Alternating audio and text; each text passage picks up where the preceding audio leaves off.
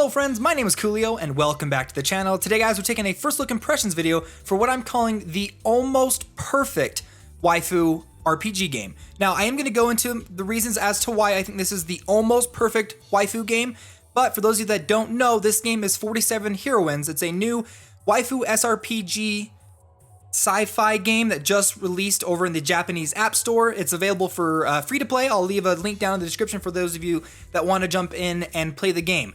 Now, when it comes to a waifu game, I have three main criterias to the perfect waifu game. Now, this is my personal opinion. Some of you guys might have different opinions on this, but it comes down to these 3 points. The first one is how good are the waifus? Are they beautiful? Are they interesting? Are they unique? And are there a lot of them? And am I able to appreciate the beautiful art design for these characters? For example, being able to hide the UI and see the entire overall 2D art or 3D animated models for these characters.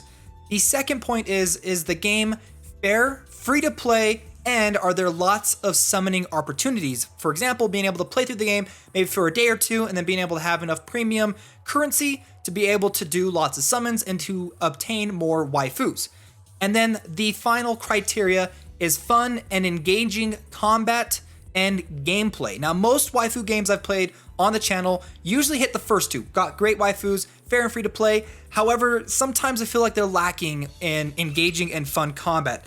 So what we're gonna do is we're gonna jump into this. I guess it's kind of restarting. Let's head back to the main page real quick. Now, with this game, this 47 Heroines, I've been playing it for the last couple, it came out like 2 days ago, and I've been having a lot of fun with it.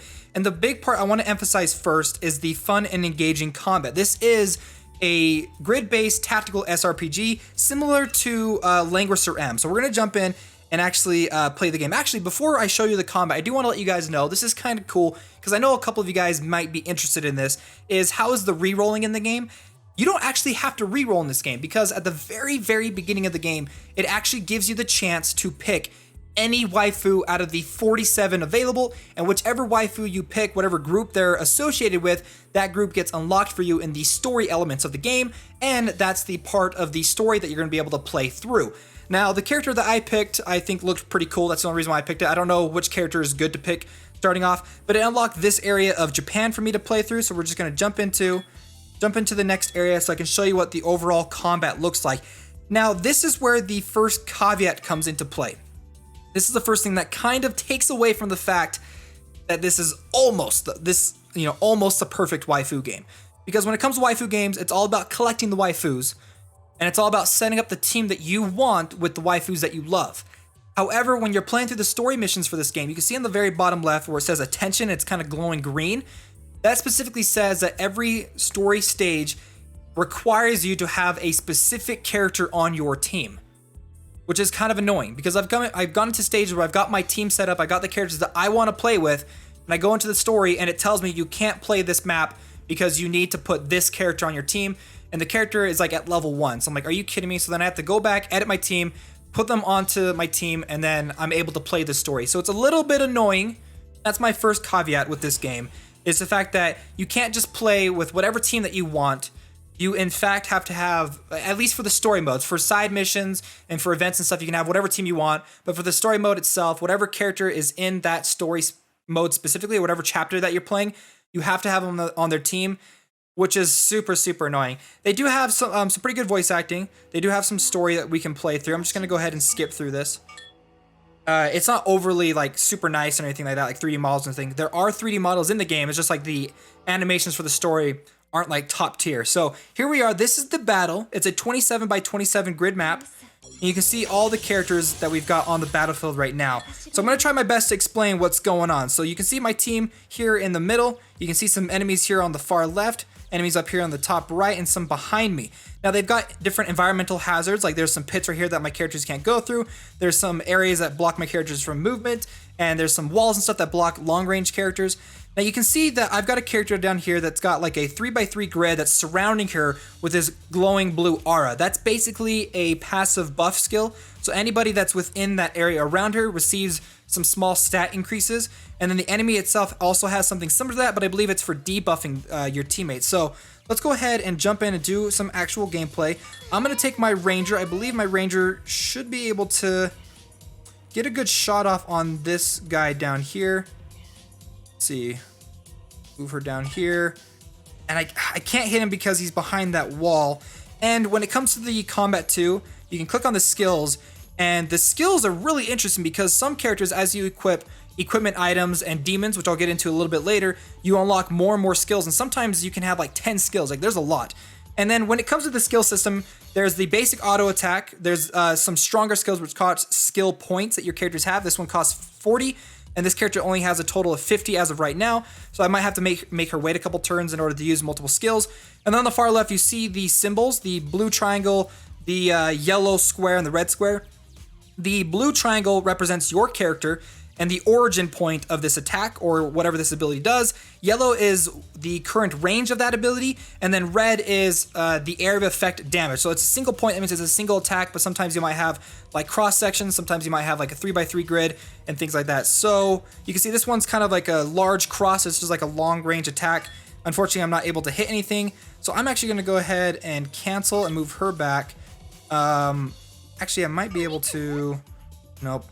Let's go ahead. I'm gonna move her here and wait a turn. I'm gonna move her right next to her. Move my ranger behind. And then I should have the fisticuffs person. I'm gonna move right there. And then I've got a spear character. I'm gonna move right there. So there we go. And then there are ultimate abilities and what's known as transformation abilities, but I haven't been able to use the transformation ones. I don't know exactly how they work. So I can't say for sure what it does. You can see it's got this really fun 3D animated style of animation, which I really like. I really like this combat style and the animations and stuff for different abilities and skills. So let's go ahead and just activate one of these basic abilities. This is a single target buff. This is a any enemies within, like around her in a circle. I'm gonna go ahead and just use this. Actually, let's use a stronger one. It costs 70 SP to do it. And then one thing I do like too is they have opportunities of attack. Basically, if you have any of your teammates surrounding the enemy and are able to attack it, you get increased damage. So I've got a ranged character behind me who is, in fact, I believe in attack range and will give me an extra boost to damage. So we're gonna go ahead and do this attack. You can see how much damage I'm gonna do, the percent of me critting, and then the percent of me actually hitting the enemy. So let's do this. Boom, finish off the scorpion. Let's see, I'm gonna go ahead and move her here. I'm gonna keep my ranger there. Move her in front. And I think I'll keep everybody where they're currently at as of right now. Now, when it comes to attacking, like when an enemy attacks you, you don't counter attack them. So it's basically they attack, you take damage. When it's your turn, then you can attack them. We're gonna go through this and finish off this combat so you guys can basically see what it looks like and hopefully be able to show you what some of the cool ultimate abilities are, because they're actually really cool when you get a chance to actually activate them. It's called the arts ability down here at the bottom. I still have a couple more charges I need to do before I'm able to actually activate it. I'm gonna go ahead and head up here and see if I can't activate it. I only have 20 SP, so I'm gonna have to wait a couple of turns in order to be able to attack it. You can see right there, let me actually go ahead and hit cancel. When I go to attack and target it, you'll see things pop up saying that it's within range of other characters. So you get boost to damage, so it's gonna do a total of 460 damage. So that's what I'm talking about with the attacks of opportunity. Kind of all pops up, dealing some significant damage to the enemy. Let's see if we can't go over here, activate one of her abilities. Let's do this one. Take down this clown. It's not gonna finish him off. You do get experience for killing monsters and just doing basic attacks, similar to like Fire Emblem Heroes. I'm gonna go ahead and use one of her abilities, one of her skill abilities, which should be this one. I actually need to, let's move her here. Activate the skill, which is this one, and I should be able to attack this guy in the distance. Doing 222 damage. Boom, firing. Oh, I actually critted. I did a total of 333, and then I'm gonna move her back. Oh wait, no, I think I can attack again. Yeah, there we go. Do a basic attack. Oh, but he has increased defense. So I wasn't able to do a whole lot of damage. Let's go ahead and move this character over here. Take this guy out. Get a combo attack and finish him off with the fisticuffs. Level 6, baby. Level 6. Okay, let's see. I'm gonna back her up and attack this guy. Actually, I'm gonna attack this guy because I'm gonna get an attack of opportunity and almost be able to kill him. If I crit, he'll die. Nope, does not die. So gain a little bit of experience, and now it's the enemy turn. I'm gonna go ahead and turn on auto, so it can just kind of auto play real quick so we can actually get to some of the cooler animations. Wait till the enemies finish their turn, and I'm gonna probably turn it off just so I can show you what the some of the cooler combat and ultimate or art abilities are called. So I believe my character should be able to activate it now. Here we go, activating the art ability. It is a really strong one, and I don't want to waste it on someone weak, so I'm gonna actually go ahead and move her.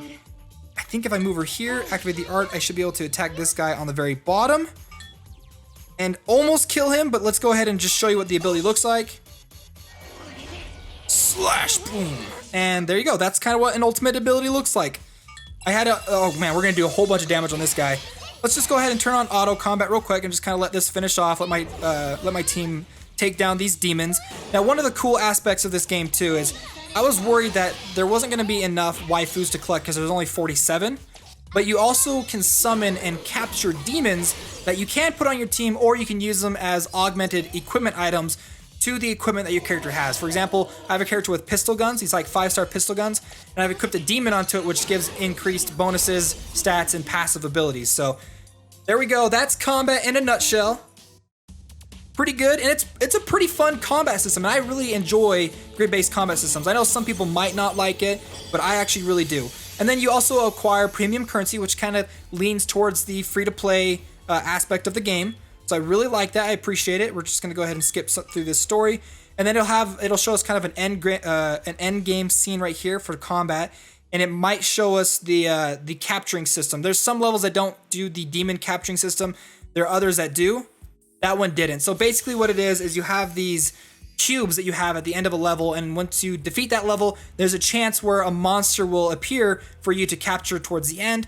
And there's not like a percentage of you like failing to capture. You just pick whichever one you want, hit the button, and then you've captured that demon.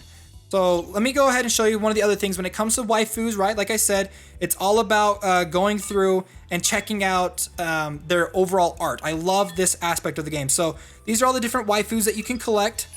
You can see the ones that you've already collected and ones that you don't. And then this is the faction that I chose right off the bat, and it unlocks all of their stories for me to be able to use. And then if I were to go ahead and click on this character, you can see the information right here. You can check out their 2D and 3D models. But like I said, also, I appreciate it when you can actually check out the full view mode for the characters. So you can actually see their entire 3D models or their entire 2D art without the UI getting in the way. So that's awesome. I love the fact that the game has that. That is fantastic. So that's kind of like most of the aspects of the game I wanted to show you guys. I really, really enjoy this game. There's a whole bunch of things behind it. But let me go ahead and we're going to finish off by doing some summoning for you guys. If you decide to start off the game, they do give you enough premium crystals to do 3 10-time summon right off the bat. However, there is one thing that does kind of bug me is hero summons and equipment summons are in the same thing. Kind of like Dragali Lost. I don't really like that, but oh well. Another thing that it does is it does have a pity system as you do 10 times summons, you get pity tokens that you can use. Right here, you need a total of 200. Every time you do a 10 times summon, you get 10 of them. And once you get 200, you get an automatic 5-star summon, which is pretty nice. And the summoning ratios too, by the way, like to get a 5-star character is 8%. Now, I don't know if that means 8% for heroes and weapons, but there's an 8% overall summoning for 5-star characters. And then you can see the breakdown of all the characters in the game and the percentages to get them. And it looks like it's super low, but if you think about it, it all adds up. And then the ones that are on rate ups is at 0.1%, which it is low for a single character. But you have to remember too, it's an 8% chance to get a 5-star. So let's go ahead and do 2 10-time summons for you guys just so you can see what it looks like.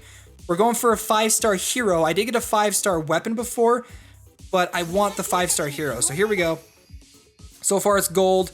Blue, it should turn red, and then it should turn... Okay, we didn't get a gold one. Dang it. We didn't get a 5-star, but you can see all the different characters I'm summoning.